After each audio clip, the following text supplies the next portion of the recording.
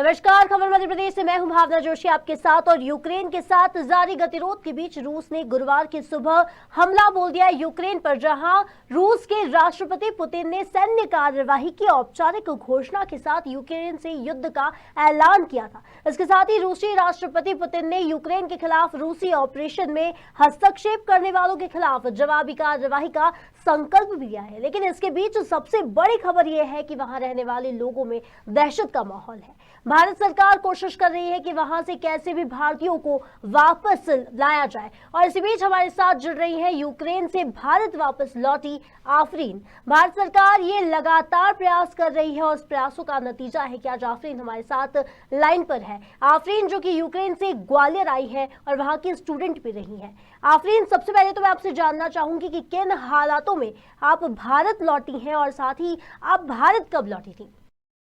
कहना चाहती हूँ कि मैं जब वापस आई हूँ इंडिया, तो उस टाइम ऐसी कोई सिचुएशन नहीं थी कि वॉर हो रहा है या वॉर हो सकता है।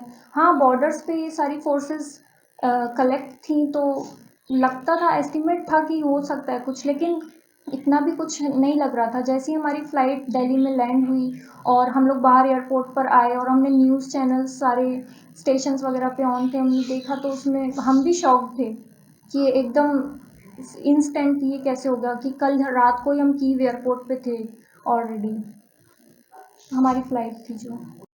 आफरीन, जब आप फ्लाइट से इंडिया आ रही थी तब की परिस्थितियां क्या थी? साथ ही कुछ और भी भारतीय नागरिक हैं जो वहां अभी भी फंसे हुए हैं, उनके बारे में क्या आप बताना चाहेंगी?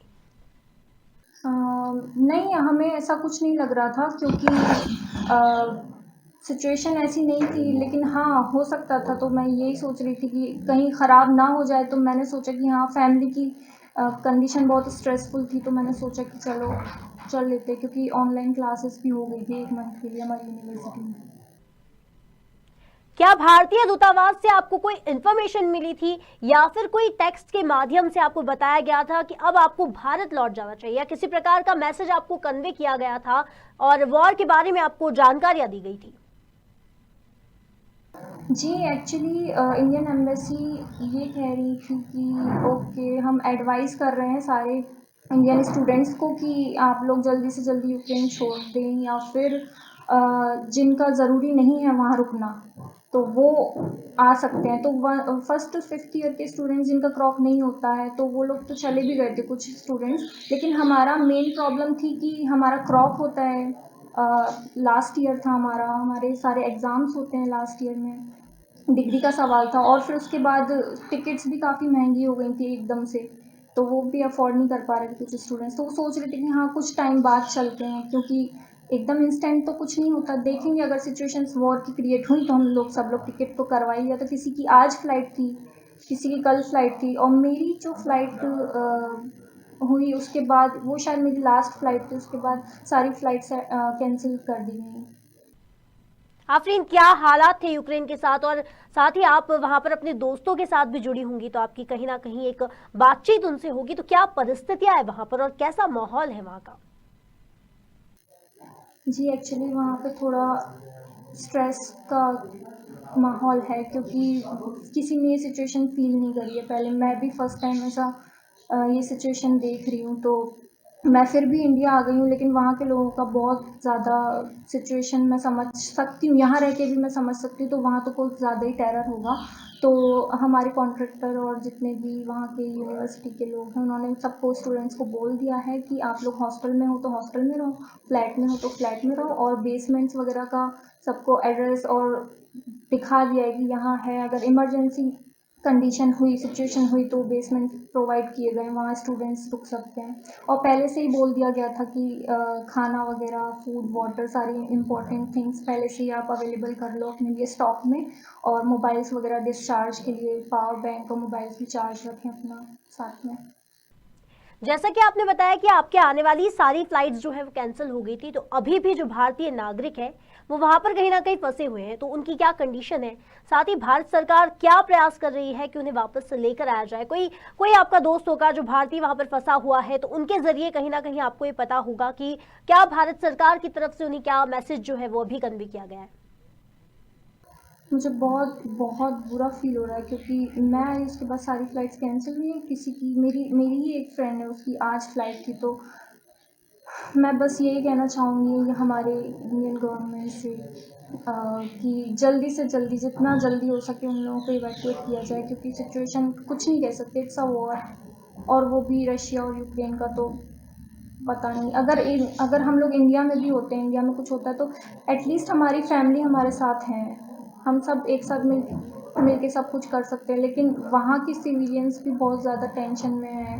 प्रेसिडेंट ने भी एज एज न्यूज़ मैंने सुना है कि वहाँ सेल्फ डिफेंस के लिए वॉर वेपन्स वगैरह दे रखे हैं उनको।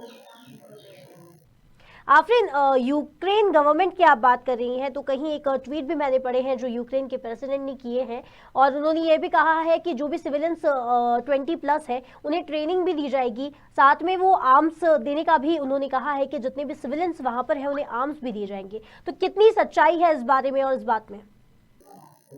जी, ऐसा मैंने भी यहाँ इंडिया आके सुना है, ये न्यूज़ मैंने भी सुनी रिलेटिव्स वगैरह से। और जहाँ तक मुझे पता है, क्योंकि मैं वहाँ तो हूँ नहीं, तो हाँ, ये शायद सच है और ये है वहाँ, क्योंकि वहाँ वुमेन्स और चिल्ड्रंस को इवैक्यूएट किया जा रहा है, और जितने भी मेंस हैं वो सारे सेल्फ डिफेंस के लिए और यूक्रेन के लिए फाइट करना चाहते हैं। एक सवाल और है आफरीन, जहां यूक्रेन से तस्वीरें भी आ रही है जहां सुपरमार्केट के बाहर लंबी कतारें लग रही हैं, लाइन लग रही है, यानी कि सामानों की कमी भी वहां पर कही जा सकती है, और साथ ही लोगों में भी ये है कि किसी तरह से उन्हें कुछ सामान मिल जाए या ग्रोसरीज जो है वो मिल जाए। तो क्या ये तस्वीरें सही हैं? जी, एक्चुअली मैंने अपने फ्रेंड से भी बात की, तो एटीएम मशीन्स के लिए भी लाइन काफ़ी आवर्स उनको वेट करना पड़ रहा था कैश निकालने के लिए, और सुपरमार्केट्स के लिए भी काफ़ी लंबी लाइन्स लगी हुई हैं। सिचुएशन मुझे ठीक नहीं लग रही है। मेरे जितने भी स्टूडेंट्स वहाँ पे हैं इंडियंस, तो मैं कहना चाहूँगी बहुत जल्दी, मैं बहुत टेंस्ड हूँ, क्योंकि 6 साल किसी के साथ आप फ्रेंड्स में रहो तो एक फैमिली टाइप हो जाता है वो रिलेशन। और भी जितने लोग हैं जो मेरे फ्रेंड्स नहीं हैं, उनके पेरेंट्स भी यहाँ बहुत टेंशन में हैं। तो मैं बस ये कहूँगी कि आप लोग कैसे भी करके ये मेरी जो रिक्वेस्ट है उसको प्लीज़ करवाइए, क्योंकि मैं जब तक सब लोग इंडियन स्टूडेंट्स आ नहीं जाते इंडिया में, तो मैं टेंशन में, शायद सभी लोग इंडिया के टेंशन में रहेंगे।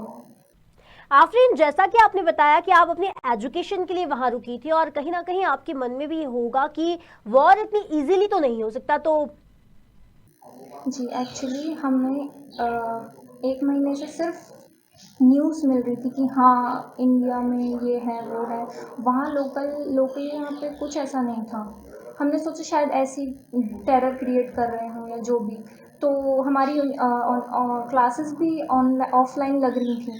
तो हमने सोचा ठीक है, यहाँ पे भी किसी को प्रॉब्लम नहीं है, कुछ नहीं है। फिर धीरे धीरे सिचुएशन ख़राब होती गई, और ये सडनली वॉर हुआ जब मेरी फ़्लाइट यहाँ पे आई इंडिया तब।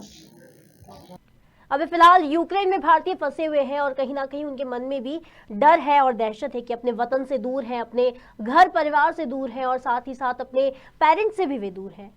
मैं भी उन्हीं के साथ, जी, मैं भी आज उन्हीं के साथ होती, लेकिन कहीं न कहीं मुझे खुशी भी नहीं है, दुःख भी नहीं है, क्योंकि सिर्फ मैं आई हूँ और 2-3 लोग और थे मेरे साथ, लेकिन बाकी के सारे मेरे फ्रेंड्स जितने भी हैं तो वो वहीं हैं मेरी यूनिवर्सिटी के। यस मैम, कल शायद नहीं, कल कन्फर्म प्राइम मिनिस्टर हमारे मोदी जी ने प्रेसिडेंट से बात भी की है कि इंडियन स्टूडेंट्स को कुछ नहीं होना चाहिए, उनको इवैक्यूएट करना है हम लोगों को, तो वाया पोलैंड शायद उनको लेके जाएंगे। तो उसके लिए भी उन लोगों को बहुत सफ़र करना पड़ेगा। तो मैं ये कहना चाहती हूँ कि जल्दी से जल्दी प्रोसेस शुरू की जाए, ताकि यहाँ पे जितने पेरेंट्स हैं उनको थोड़ा उनको अच्छा फ़ील हो कि हाँ, अब ये प्रोसेस शुरू हो चुकी है, कि हाँ, हमारे बच्चों को लाया जा रहा है। कुछ तो मतलब उनको साइन मिले कि हाँ, हो रहा है सब ठीक, इवैक्यूएशन प्रोसेस शुरू हो चुका है। मुझे भी अच्छा लगेगा, क्योंकि टाइम तो इस चीज़ में लगेगा, क्योंकि 15,000 स्टूडेंट्स अप्रॉक्स होंगे, तो एक दिन में तो ये नहीं होगा। तो मैं चाहती हूँ कि जल्दी से जल्दी हो, क्योंकि कीव खार्किव में भी सिचुएशन अभी ठीक नहीं थी। कल हमारी सिटी जहाँ से मैं हूँ, सुमी, वहाँ पे भी सुनने में आ रहा है कि एक यूनिवर्सिटी में ब्लास्ट किया है। वो फेक है कि रियल पता नहीं, क्योंकि मैं तो यहाँ हूँ, लेकिन हो सकता है कि ये सच हो सकता है एक्चुअली। जानकारी